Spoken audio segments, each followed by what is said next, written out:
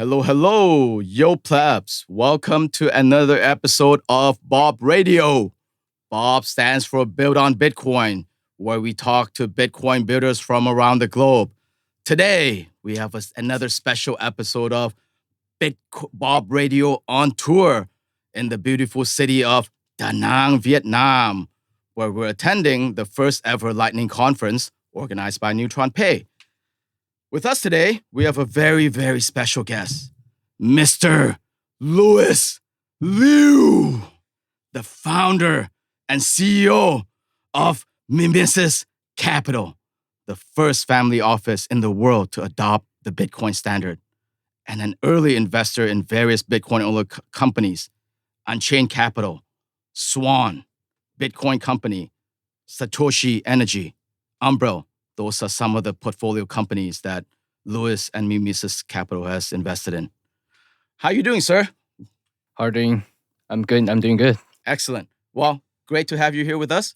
And we'll start kicking off with Sovereign with some rapid fire questions. Hi, everyone. Luis, I'm going to shoot you some fire questions. First one, what was your favorite subject in school? What's my favorite subject at school? I guess it's finance. I like finance a lot. Yeah. Who is your hero? My hero, I'm growing up, reading a lot of investing books. So my hero is obviously the legendary value investor, Warren Buffett. At what time do you wake up in the morning? I usually wake up, around 10 a.m. 10 a.m., yeah. Describe Mimesis Capital in one word. Mimesis. And last one. Dude, awesome answer. Holy shit. All right. I got to laugh at that. Luis, why not Bitcoin? Why not Bitcoin? Yeah. Okay, that's an interesting question. Why not Bitcoin? I think silence is golden. Right? That's my answer. Okay. So it's always Bitcoin. Why not Bitcoin? That's a sucky question, dude. We need to change it at some point. Yeah, well, I have to think about that, but I don't know. I just, silence is my answer. Okay. Yeah. Fair enough, sir. All right, Louis, let's jump into the next section of the radio show where we talk about your personal philosophy and journey. First question, Who is Louis Liu and what was your orange pill journey, sir? Well, so I'm growing up like an investor. Started my investment journey since I was maybe around 12 years old. I bought my first stock. Wow. I'm very fascinated with investing in finance early on. I discovered Bitcoin probably around my high school year when I first read Satoshi Nakamoto's white paper. I showed it to my classmate. Some of them are math genius, but they didn't know what's going on with the white paper. So I think some reading. What year was this? When you first read the white paper? 2015. Okay. But I'm in high school during the time, so and I have not much of the capital to invest, right? So I just put it aside. But when it's 2016, it kind of caught my attention when it's just breakthrough $1,000 per Bitcoin. And during that time, you have I'm in US, right? Studying college in finance, and I become fascinated why this stuff still around and why is surging past $1,000 per Bitcoin. Right. And I did a lot of research on Reddit, on a lot of the Bitcoin talk. So I realized this is something I need to have a small position. So I bought some using Coinbase. I also bought other, but very, very little. But my major allocations in Bitcoin, and that's my first encounter, my purchase on Bitcoin, and later I become more interested in the technology itself and the monetary policy. I'm more interested in monetary policy and how it's set up, how it's impacting the existing financial world. Because I studied finance, and this is something I'm deeply interested. And And after, graduated, working at family office in New York, also later on, I haven't told too many people about this. I actually worked for a crypto hedge fund before. Oh wow. Okay. Is that your shit coining confession, sir? I try to, they hire me because I have this idea, investment thesis around Bitcoin, right? But they never really implemented. Okay. Because maybe it's too long term. Mm-hmm. It doesn't involve in any tokenization. It's just plain investing in technology and companies that be on top, right? Okay. So it's hard pitch. Yep. But I was there for like very little time, like maybe like 5-6 months. Right. It's a well-known crypto hedge fund. And this was in New York. That was in New York. Right. And so I quit that job during the COVID time, actually. Mm-hmm. And I 2019, 2020, something yeah. like that. Okay. Yeah. And just convinced my family around investment thesis around Bitcoin. Mm-hmm. And they actually supported me. Right. And that time, if Bitcoin dropped from around $8,000 to $5,000, like a 50% drop one day. Mm-hmm. But I think it's a great opportunity for me. So I set up a proper vehicle, and then we start buying. Right. That was before MicroStrategy entered the space. Right. You're the Michael Saylor before Michael Saylor. Michael Saylor, you heard it here first. So Michael is a friend. Obviously, sure. I know him. I would just say he's late to the game, right? Sure. Yeah. Well, he makes a big splash.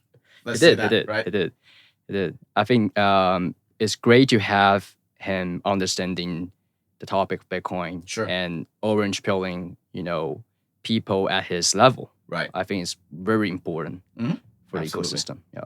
Okay.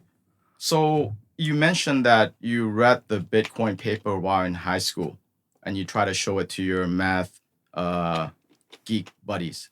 Yeah. But when you read it, did you get it the first time you read it? No. Okay. Tell me about that. How many times did you read it before you actually thought that you got it? So first time I read it, I didn't have any reference. I just read it. Right. I have no idea what's going on. Okay. So the second time I read it, it's like there's tons of reference already. Right. That was in, I think it's 2016, 17 when Bitcoin break through $1,000. Right. They are already, a lot of resources like Nakamoto Institute. Yeah. I actually talked to, Pierre Rochard. Yeah. About Bitcoin. Mm-hmm. And he kind of like guided me through, this thinking process. Right. That's when I become more convinced. That's to become, you need. I think most people are not technical. Mm-hmm. Like myself, I'm not. I didn't study programming. Mm-hmm. But I know more about finance investing, and you need someone to have that kind of ability to try to guide you. Yeah. During that thinking process. You mean the more technical aspects of Bitcoin, right? Technical aspect, monetary, how the monetary policy is set up, right? And why is it different from other, Can I say that word? Shitcoin, right? Shitcoins, yeah. Obviously. Again, Bob Radio, we can cuss as much as we want. Okay. Yeah. Okay. Yeah, and during that time, there's a lot of confusion. So you have to find the right people to really taught you about, what's the differences between Bitcoin and shitcoin, and that's where you really get it. Yeah. Because technology, every shitcoin has like a white paper. Yeah. But why Bitcoin setup, the technology on that Bitcoin has is completely different from others. Yep. Okay. So, am I right that Mimesis Capital was set up in 2020?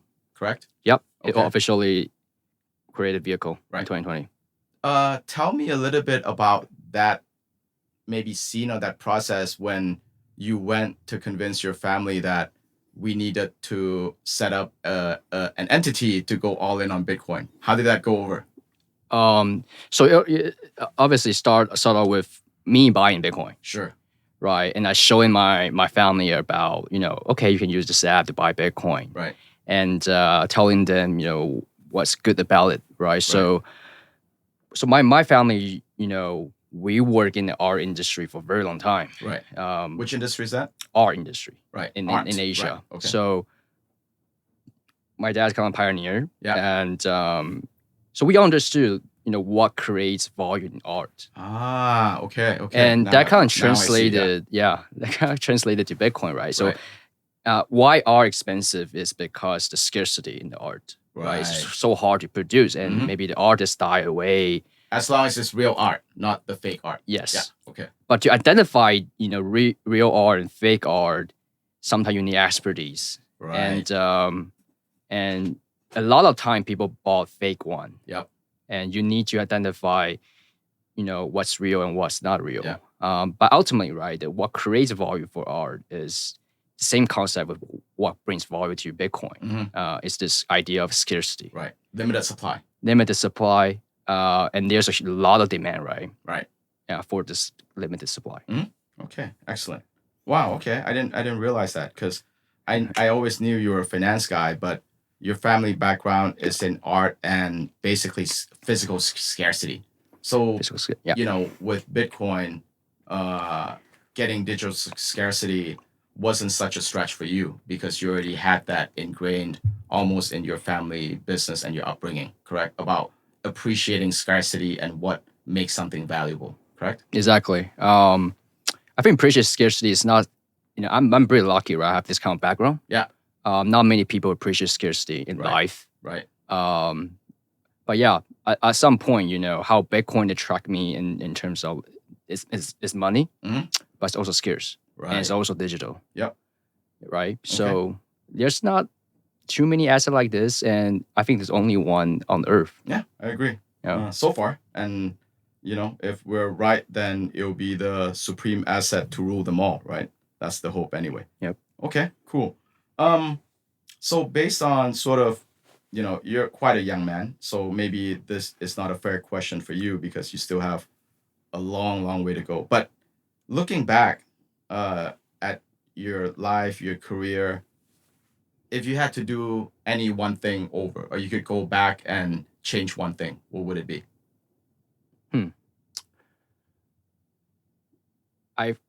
I should bought Bitcoin when I first read the white paper. Okay, damn, that's a very common answer. You should have. This is a very common answer you hear from Bitcoin only or Bitcoin maxis, right? Yeah. It's like I should have bought it on my first touch. Yeah, and also I think this is another thing I want to change is I wish I was much older. If I'm much older, I'll probably get Bitcoin around 2010, 2011. Right. I probably bought much earlier. Why is that? Why does age have an impact on getting Bitcoin? Do you think? I think it's very difficult for teenager young guy to get Bitcoin right away. Right. You need experience. Yep. Like if you are like 30 years old, 15 years old, you're not going to get Bitcoin. Yep. Right away, and you don't have the capital to buy it, right? So that's a problem. Okay. I wish I was older and know Bitcoin quite early on. Sure. Okay. Fair enough. What is a Bitcoiner to you, Louis? What's Bitcoiner to me? Yeah. I think we need to as a Bitcoiner, right? I think we need to understand Bitcoin, right? Obviously, and we need to appreciate the Bitcoin's technology, and ultimately, praising Bitcoin and worshiping Bitcoin as the supreme money. Right. Okay. Now you're going all religious on me, but tell me more. Yeah. What do you mean by worshiping Bitcoin? So money is like a religion. We all worshiping fiat right now, right? Fiat. Well, some of us, but not some us, of but us. sure. Yeah. But the system kind of like worshiping the fiat. So Right. it's kind of like same, right? Without people dedicated and have their religious belief in this, phenomenon, Right. You won't be able to sustain. So as a Bitcoiner, I think we all have the same belief. And that belief is we believe in Bitcoin as the superior money Right. than anything else, like compared to fiat, compared to gold. Mhm. It's kind of a logical conclusion, when you arrive at this, Bitcoin is the the best money ever created. Right. I think people who realize that, I will call that Bitcoiner. Right. But yeah, also, I don't think Bitcoiners should be buying shitcoins. Mm-hmm. So that's another. So you should be pure and Bitcoin only as well. Right. Yeah, it should be Bitcoin only because you don't want to waste time on other stuff that's not important if you arrive that conclusion. Yep. When you want to arrive that conclusion, I don't think there's any incentive for you to buy shitcoin unless you want to worship fiat again. Sure. Yeah. Agreed. And actually, that's a good point because your point about why spend time on, other shitcoin or crypto projects, actually, when Bitcoin itself is already so deep and so wide, right? I mean, getting Bitcoin itself at the monetary level is one thing, but as you dig deep down into, the core, the code base, you look at script, how transactions are done, UTXOs, how those are managed. And now you have Miniscript coming up with the Taproot upgrade, a couple of years ago. So that's quite a few things going on in Bitcoin. So I subscribe to your statement in that why spend time on anything else? Because we as humans have limited time. Yep. And even with our limited time, we still don't fully understand Bitcoin. I mean, that's the one thing at least I got from talking to many people, whether, early into Bitcoin, later in Bitcoin. Nobody fully understands everything about Bitcoin yet. Correct?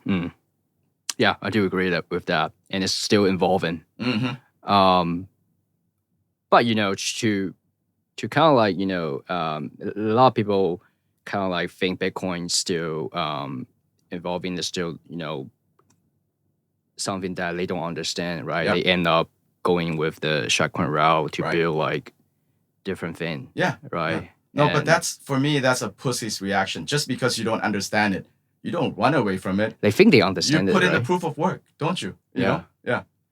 A lot of shitcoiners build on different projects, like they think, they understand Bitcoin. It's just so limited. Okay. I can build this with unlimited possibility. Right. But Bitcoin is actually the one that have unlimited possibility. Exactly. But there always the reality, right? Things have restriction. It's not always go what you think it will go. And Bitcoin has been building for decades. Right. It's not going to be easy to change it. Yeah. Well, I mean, I'm gonna make a statement and see if you agree. I mean, the constraints that you have on Bitcoin and the fact that if you were to do any smart contracts on Bitcoin, it's non-Turing complete. That's a feature, not a bug. Yep. Because money you shouldn't be able to do every single forward loops with money. It has to be constrained. Otherwise, there is no value. Please respond. I do agree. I think in the essence, right, I think the people are prioritize different things in Bitcoin. Some people prioritize the functionality, right? That's why people build different chain to work on smart contract. Yep. But I think the essence, like the most important thing with Bitcoin, I think is in this monetary policy and decentralization. Basically everything combined together that makes Bitcoin. Right. You can try to build a different application on top, but it's just gonna be more difficult. But over time, right, this is gonna be much more easier. Yeah.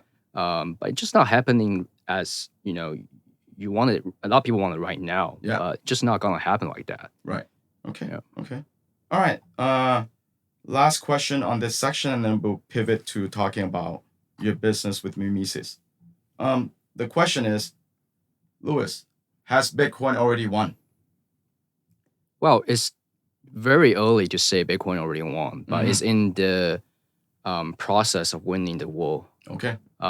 Because I think Satoshi Nakamoto has done every single step. I would not say perfectly, but he planned it. There's a strategy behind it. Right. And I think this is one of the better chance that we have to defeat the centralized fiat system. Okay. This is a best chance we have. Okay. I think, and because the story built up like this, right, and we all fascinating about how this thing developed, and we are here at what Bitcoin is around 28K per coin. We are at nearly 600 billion market cap. Right. Right. I think it's on the path to succeed. Mhm. Yeah. Okay. Interesting. All right. I kind of like that answer because I asked this question specifically for the toxic maximalist out there who says that all you need to do for Bitcoin to win is hodl and sit on your hands and do nothing. That's not the correct thinking, right, Louis? Well, I think this ecosystem is already big enough. I think there will be people pushing on the political side. Right. There will be people pushing on the technical side, Mhm. and there will be people just sit there and hodl. Right. And I think everyone kind of participate in the network in their own way. Okay. You don't have to be pressure yourself, say, oh, I just hodl Right. and don't do anything. Yeah. But you're actually doing a great thing for Bitcoin because you're locking up the scarcity. Right. You're basically taking the liquidity supply off the market Exactly. by hodling. Yeah. Okay. So that's fair. It's kind of like incentive aligned at every aspect. Right. Right. Even though you are lazy hodler or don't do anything, but it's hard to hodl. Yes. Right. It's very, very hard to hodl. It's hard to do nothing when investing. Exactly. That's the hardest thing. Yep. Patient and not doing anything. Most people couldn't do it. Right. Because we're monkeys. We like activity, right? Exactly. Basically. We want drama. Yeah. Yeah. But holding Bitcoin is not going to create any drama. Right. And there are people who are good at building technology, building companies, entrepreneurs. Right. They will go ahead and push for Mhm. different application utility on Bitcoin, right? Right. And they will be politicians. They will be people good at influencing other people to try to adopt it Right. and written down regulation and policy that benefit Bitcoin. Right. Okay. Excellent. All right. Let's jump to Mimesis now. What does Mimesis mean? Like, did you pick the company name yourself, and Yeah. why? Yeah. So it's a very long story. So I read a book before COVID. It's called Things Hidden Since the Foundation of the World by Rene Girard. All right. So one of the core philosophy that Girard talks about is this idea of mimetic desire. And what is mimetic desire? It's actually people want somebody else's thing, right? If here's a water bottle, right? If everybody's thirsty, I will pay higher price for this bottle. Right. And all of a sudden, maybe you wanted this bottle as well, so you will pay much higher price. That concept of marginal utility to the person who wants it the most. Yeah. Also, there's copying in the process. There's I'm not just desire this bottle. I desire this bottle because you desire this bottle. Oh, okay. Interesting. Right. That's some competitive dynamics there. Yeah. Maybe there's no just direct demand, right? You just want it because somebody else is want it. And that's how he defined mimetic desire. Exactly. Okay. Interesting. So that happens, in the Asian time as society develop. Also happen today, daily life. So it's kind of like embedded in the human society, right? Since the foundation of the world. Sure. And I think that idea translated into the Bitcoin as the the predator of the money. Yeah. What does that mean? Is the apex predator, I would say. Right. Because you desire a scarcity is because somebody else desired the scarcity. And scarcity kind of like reinforces itself because it could get less and less. And there's never happened in human history that there's a perfect fixed scarcity with a monetary schedule. Right. We can predict, at some point, Bitcoin is going to run out. There's no 2140. Sure. 2140, right? And that drives a lot of demand for Bitcoin, and that's why I connect these two ideas together. It's like why Bitcoin price go up. Sometimes maybe it's not because those kind of economy complex reason. Maybe just because human desire scarcity since ancient time. Yeah, and that happened to go as well. Oh. Right? People want gold. because some emperor desired it. Yeah. And since everybody desired it, become standard. Yeah. Okay. And let me summarize the mimetic desire in my own layman's words to things that maybe we can relate to. Again, looking at you both, Sovereign, Louis, you both are good-looking young men, so you might not have this issue. But so as a young man, what I found was that I could never freaking get a date. Yeah. But then once I got a girlfriend, girls started talking to me. And then it's like girls that I liked never looked at me. And then once you got a girlfriend, they started talking to you. And then when I talked to my then girlfriend, there's like, well, it's because I helped you out. Now that I desire you, people see that you're something, of Desirable. Desirable. Mm-hmm. So is that maybe an accurate way of mimetic desire, even in like a way of a monkey would describe it? Yeah, obviously. Okay. Yeah, I think that's a great example. Right. I think it happens a lot in relationship, right? Right. Happens a lot with you have the apex male, Right. alpha male. Right.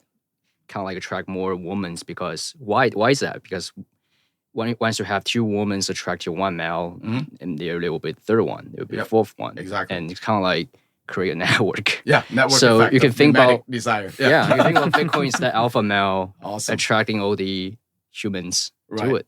Awesome. Okay, very good. I like that. So from that book, the name Mimesis Capital came about, right? Yeah, and this is a core idea of Rene Girard's.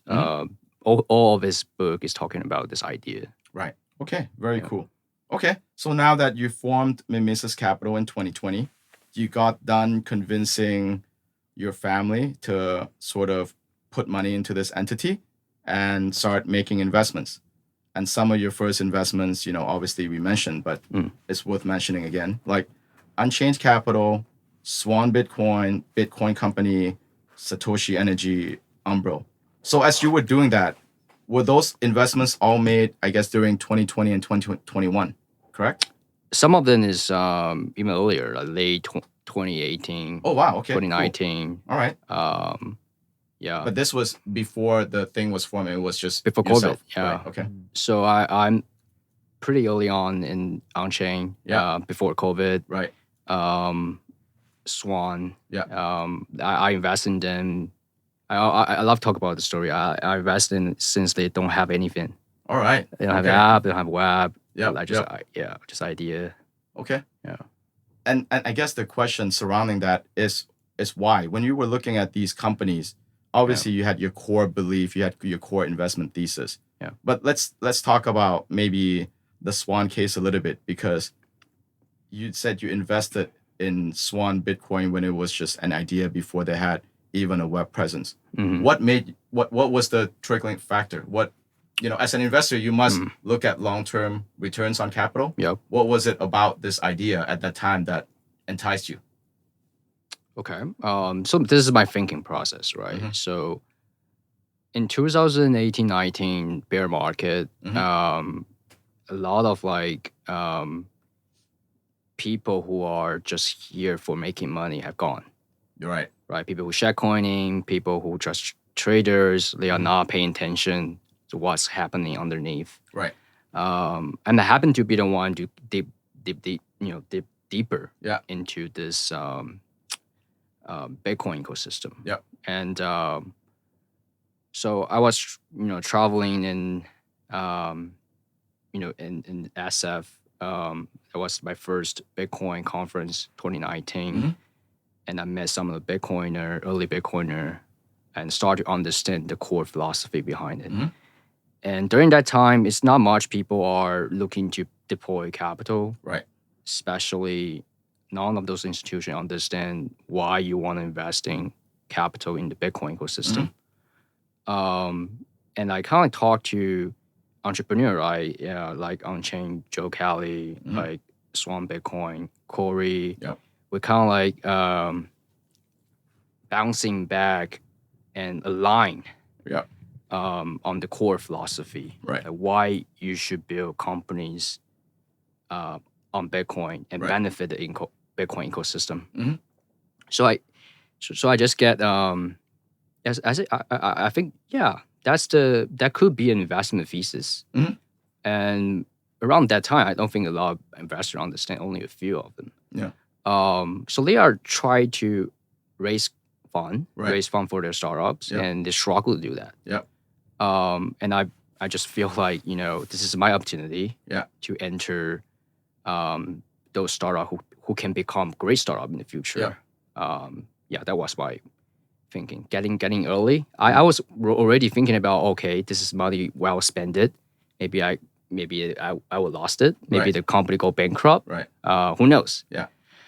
But I take the risk. Right. Right. It's all about how you value the risk and where the trend is. Right. So I think the trend is, right now it's quite obvious. Yeah. Back in time, it's not too obvious. Right. Right. So now the Bitcoin ecosystem investing become a trend, and those companies raise huge round on their Series A. Yeah. Right. So that's how you are planting the seed. Yeah. And the seed become like a small tree. Right. Okay. Yeah. Let me summarize it a little bit. So, based on what you're saying, or what you were saying, is that when investing in companies that are starting out, it's very important to evaluate the team, the management, as well as philosophy alignment around the business. Is that correct? Yeah, I not put the philosophy in early stage investing as a first, Even before team. even before team. Oh wow. Okay. I Describe think that. team get together because of philosophy. Okay. Because those Interesting. people thinking the same idea, philosophy, so they come together. Okay. If the founder and CEO is not the one who spread the philosophy, the team won't come together. Right. If you look at on chain like Swan, they have very strong management team. Okay. It's because they align on the same philosophy. Philosophy and vision. That's Yes. that's how entrepreneurs build a team. Right. Right. So without that, they cannot even build a team. Sure. Yeah. Right. It's Okay. kind of like scattered around. Yeah. Yeah, that resonates with me. I mean, as you know, because we've spoken quite a bit, in my fiat life, I also run a fintech, and we've raised outside capital like 3 rounds now. And yeah, the first round is slightly different, I guess, in the fiat VC business, in that, when they invested in my company back then, when it was nothing, kind of like when you invested in Swan, it wasn't so much the philosophy, it was about the team. They figured that, we'll figure something out. Because I put together a team and went to pitch, right? So we had 3 people that had complementary skills, blah, blah, blah. But essentially, that's, we asked, it's like, okay, you put in money when basically we have nothing, just a pitch deck. Yeah. And I asked why. Yeah. And the investors, he was an angel investor, and his response was the team. So it's interesting. So there's some slight difference there. And I can see why, because, the whole Bitcoin ethos and philosophy is almost esoteric. You kind of have to really get it, and not many people get it. Yeah. So once you sort of anchor around that, then the team perhaps form more naturally than in the fiat world. In the fiat world, you form the team, you go do a business, it fails, then you pivot and do another business, it fails, you pivot it again. So that's why, like in fiat, you back a strong horse, because that horse will find a way to get to the finish line. Whereas in Bitcoin, there is that whole thing where you got to embrace the ethos, the philosophy, otherwise you ain't going to succeed. Right? Yeah. I mean, I'm just talking about what I'm talking about, the philosophy. I think that's applied to early days. Right. Okay. Right now, when I look at startups, I will be more focused on the team. Okay. Because so that's your thinking has even changed and evolved as Bitcoin has grown up. Yeah. Okay. It's like, during early time, right? Not a lot of people talking about Bitcoin companies, Okay. Bitcoin ecosystem, Right. what should be built on Bitcoin, Yeah. what services should be built on Bitcoin. That was nobody doing it, only the few entrepreneurs doing it. Now it's like there's a wave of entrepreneurs try to come on and raise funds. So you have to be like, everybody talk about same philosophy now. Yes. Yep. And then you have and now to you differentiate adjust based on the team, I guess. Exactly. Right. Okay, understood. Yeah. So in the past, with the philosophy, it was enough of a differentiation point. But as we've evolved through the past 4 or 5 years, it becomes more focused on the people ability to execute, essentially, right? Yes. Okay. Yes. Fair enough. All right. So now that we're in 2023, the halving is coming up, in about 13 months now, roughly. What is Mimesis Capital's focus in terms of capital deployment, let's say 2023, 2024? What are you looking at? Obviously, this is a very obvious question, right? So since we're at Lightning Conf, I'm gonna guess one of the answers is Lightning, right? Lightning, I will split into two. Okay. So part one, I think, is continuation of accumulation of Bitcoin. And second part is, continue to invest in the Bitcoin ecosystem. Right. And that could include startup that build on Bitcoin Lightning, startup build on Bitcoin Lightning plus Nostr. Right. There's a lot of possibility, and there are brilliant entrepreneurs coming up. Right. More and more, and new ideas. Yep. Bring to the investor.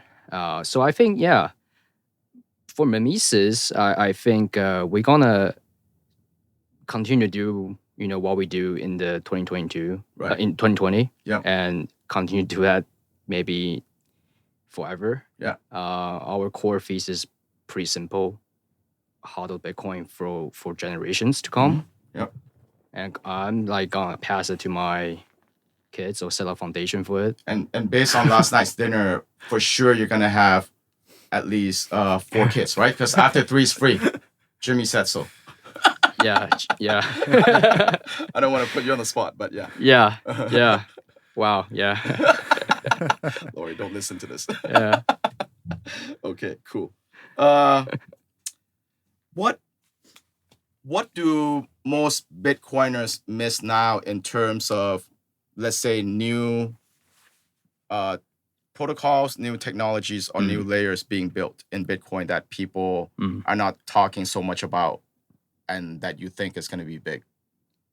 Interesting question. I think the definite trend right now is Lightning Network, right? And but that's kind of obvious.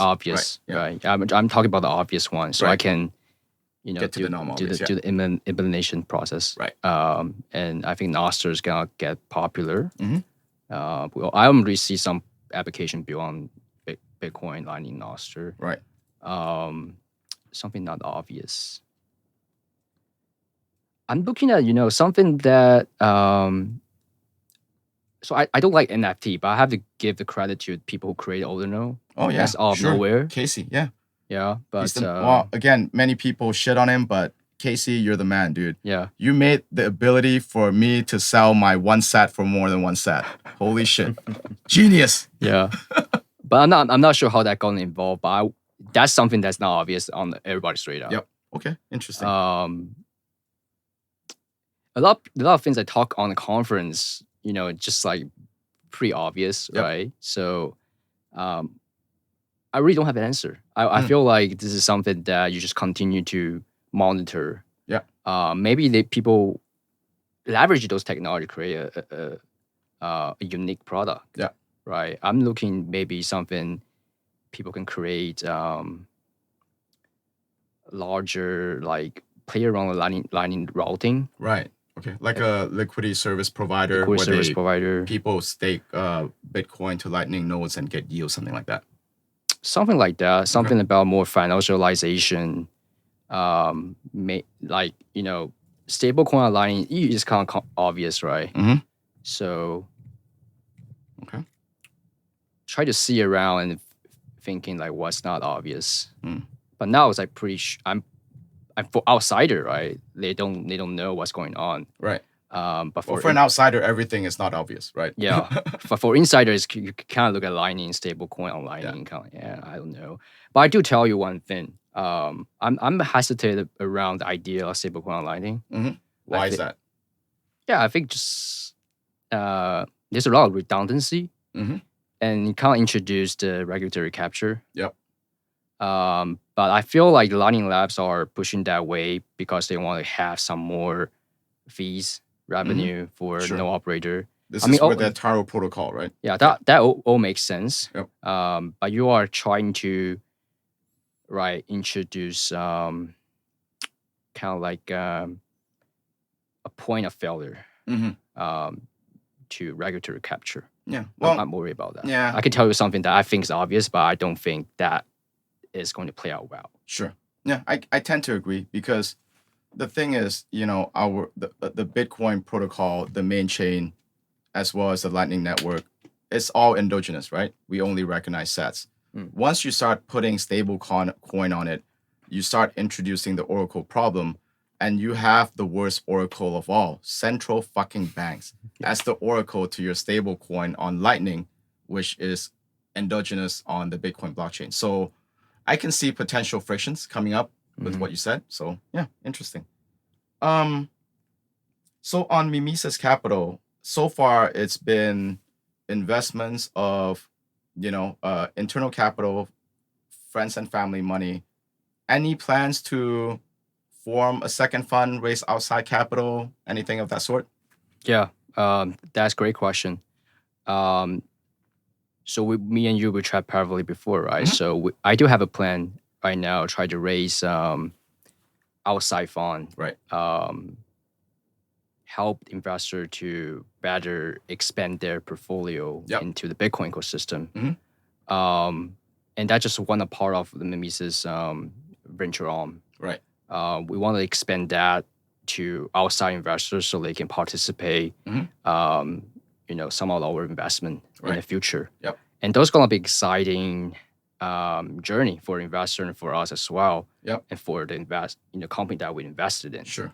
I think there's a lack of awareness in Asia and Southeast Asia in general about Bitcoin. Yep. Right. And they don't know there's existence of Bitcoin ecosystem. So many shitcoining, so many Web3 and blockchain bullshit, right? I think they need a signal to direct the capital for much more long-term purpose. I mean, we are here to invest in an entrepreneur that wanted to build on decentralized money. Yep. And that we call it Bitcoin. Yeah. And I think we do need to consolidate the capital and invest direct energy towards entrepreneur that can build stuff. Awesome. Okay. Interesting. So when and the investors, in terms of outside investors you're taking on, we're talking more about institutional investors and high net worth, right? Not retail like angel lists or anything like that. Correct? Correct. Okay. I think because there's always a requirement to set up a fund, right? There's a cost to it. Yep. So we want to. Angel list also has a cost. Sure. But It's much lower. It's much lower, but it takes away your fees on management side. Because once you exit, they take a lot of. I think it's 8%. Really? Of your performance. Okay. So it's quite a lot. Yeah. Let's say you charge. Especially if you're getting a carry of 20%, that's almost half your carry. Exactly. Shit. So, but people who don't have the resources to sell the fund, Right. they go with AngelList route. Sure. That's reasonable. Yeah. But I'm not doing that route. I'm doing more The direct GPLP route. direct GPLP route, so we can better invest in the money. Okay. Yeah. Fair enough. Okay. That's about it for my question. Sovereign, what you got? Luis, looking at the macro picture, how do you see things unpacking in the fiat world in the next 10 years? Okay. I like this kind of question because I'm an investor myself in the market. So I think there's a mix of voices here. People think this is not we all know we have a banking crisis right now. But there are people actually saying, "Oh, really? that, I didn't notice." Okay, sorry. We do. I gotta make that fucking joke. Okay, go ahead. Yeah. So one voice is that, this is a banking crisis and it's worse than 2008. Right. Another voice is like, the central bank had learned from 2008 crisis. Now they have better tools, better ideas how to handle this kind of disaster. I'm kind of in the camp of the first version of that of this interpretation because I've been in Bitcoin for a while. I don't trust central bank. I don't trust authority. I don't trust expert telling me, okay, central banking system is fine. It's never fine, right? If it's fine, right? There should be a background. There shouldn't be SVB bankrupt, in the matter of day. Yep. One day, this $200 billion asset What gone. about Signature Bank? What about Credit Suisse? Credit Suisse, yeah. I think Signature and those like Silvergate, those crypto bank, obviously their business is a bit too risky. Well, focus on basically the crypto thing. But yeah, they have a lot. SVB, I guess your point was that they're exposed to more of the wider ecosystem and they fund a lot of tech startups, right? Yeah. Not even crypto. Yeah. Yeah. Even that fell, right? Like Yeah. you can also mention First Republic Bank, Right. another regional bank Yep. with a lot of assets. Yep. Also almost brink of failure. Yep. And there are a lot of regional banks like that. Yep. Right. So I think the problem is not just direct to crypto. Yep. And crypto's own problem is actually the shitcoining, the over leveraging, all that stuff. Mhm. And it got squeezed by the Federal Reserve, rising interest rate. Yep. To 0 to 4.7%. Mhm. Right. That's a huge rise. Same thing with the traditional banking, right? The SVB, other like traditional bank don't do any tech or any crypto stuff, still get hurt. Yep. And the problem is obviously is the central bank being too reckless on the monetary policy. Mhm. They change it too fast, and they Right. didn't like test it out like which bank's going to get in trouble after they do this. Yeah. They do this because they want to suppress the inflation, which we all know the real rates are still below the Yep. inflation. Yeah. Crazy. Astronomical, right? It's Yeah. weird because and We have 10% inflation, right? Yeah. Like just give it a low estimate, 10% inflation, and our rate is 4.7. You still have negative real rate, correct. and you're talking about getting inflation down to 2%, and we already have a banking crisis, right happening. Yep. So the Fed is in a dilemma right now, Mhm. and they even talk about even though they raised 25 this time, they're Yeah. still thinking we shouldn't get too aggressive on the Yeah. rate hike. They want to pause the next one, maybe. But it sounds like they are panicking in a way. They also try to, telling all the depositor to stay calm. Yep. Right. But I feel like there's a crisis going on. It's Sure. not finished. Well, generally speaking, when the Fed says something, they usually mean the opposite. So when they say stay calm, that means the shit has already hit the fan. Right? Yeah. That's why they're telling you to stay Yeah. calm. Yeah, I don't want to be too smart on the micro and banking system side. Right. There are a lot of smart guys on Twitter telling people, "Don't worry, Yeah. this is not 2008." It it's- sounds like they are expert No, they're not. in the banking system. Yeah. I'm like, okay, I just want to hedge. I just want a little bit of safety. Okay, Yes. that's I think that's the right risk management. Don't over trust, people talking to you about, central bank. Okay, you should put your money in the bank. Yeah. Yeah. Well, by the way, I do agree with at least your assessment that it's the first scenario. And for me, it's even worse because I lived through 2008, you see, Yeah. on Wall Street at that time. hmm What I did see was that too big to fail became the official policy. Papering things over with rescue plans Yeah. became the official policy. So you remember the 2009 TARP, Troubled Assets Relief Yeah. Program? Yeah, I remember Okay. that. And now you see in 2023, they come with BTFC. Same shit, right? just different name. But you see how they fuck with us? It's a 4-letter acronym. They're just like fucking with us, just saying, "Oh, I'm Marketing just gonna give you the same shit, but change the acronyms Yeah. real quick, and you monkeys won't know the difference." So That's kind of what yeah. I think. Yeah. I studied a little bit about the BTFP. Yep. BTFC. The Yeah. BTFC or BTF? BTFC, right? Fuck. It's The acronym is hard. BTFP. Okay, Yeah. BTFP. Right. There's an interesting thing about that, right? Basically, you can collateralize your whatever you bought. Let's say treasury bond, right? You bought at 100. Yep. And right now the mark-to-market value is Yep. like 80. Yep. Right. You can still collateralize at 100. Right. That's what it means at par. Yeah. Right. And what that means is all the losses that bank has disappeared. Yep. So Fed kind of like backstopping with that Yep. program, Yep. and they kind of like take the losses for the bank. Yep. Meanwhile, the taxpayer Yeah. have to socialize that losses. Yep. Otherwise, there's no other way. Yep.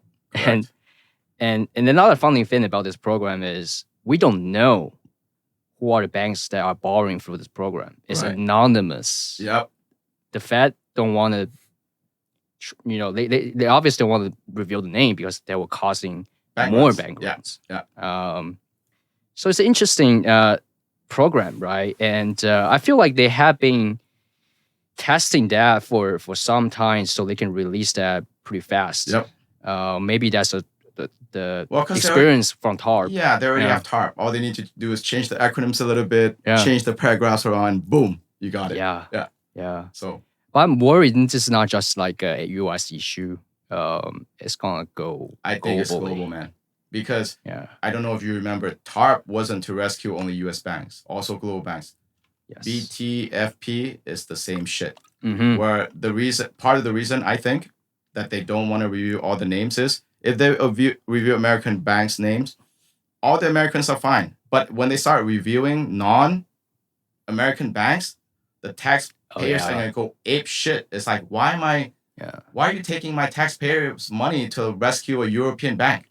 Stuff like that. Yeah, exactly. You know what I mean? Exactly. So that's, I think, part of the and there's CBC. a lot of foreigner depositing in the US bank. Hell yeah. Even through offshore or Mhm. even through US entity.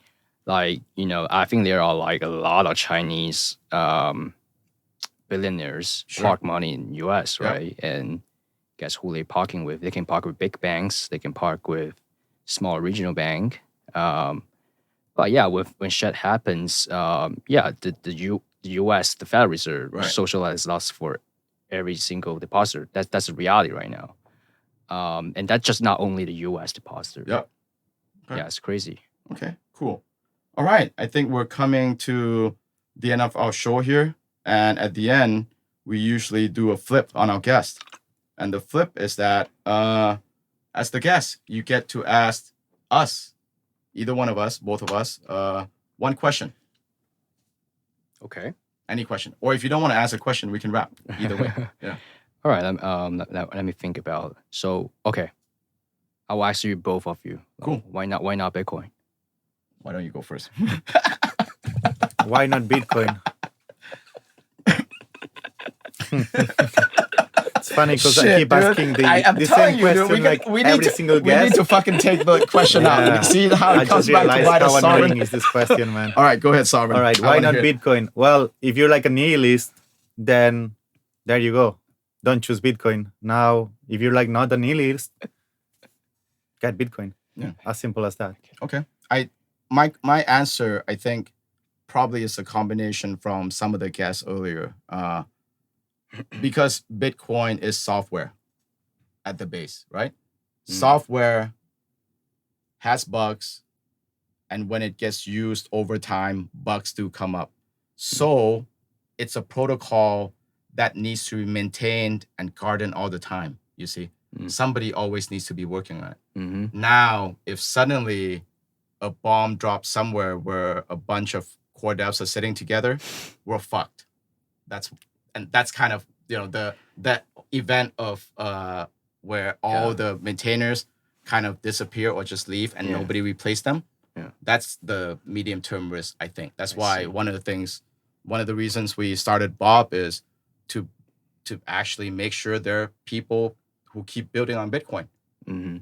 That's why not Bitcoin. That's great. Good answer. That's cool. Louis, as a wrap, why don't you tell our audience where to find you if they want to get in touch, and any parting thoughts, sir?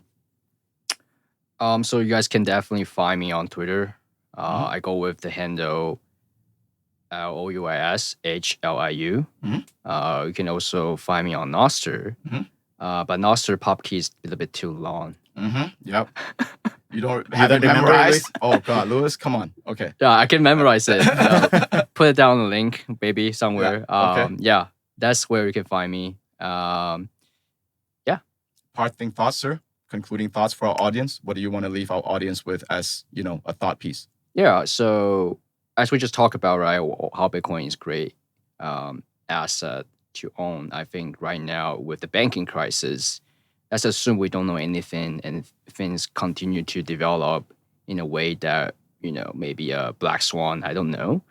but do take second thought on, putting Bitcoin into your portfolio. Mhm. You don't have to be 100% in, Mhm. but taking some insurance obviously is better than have none of it.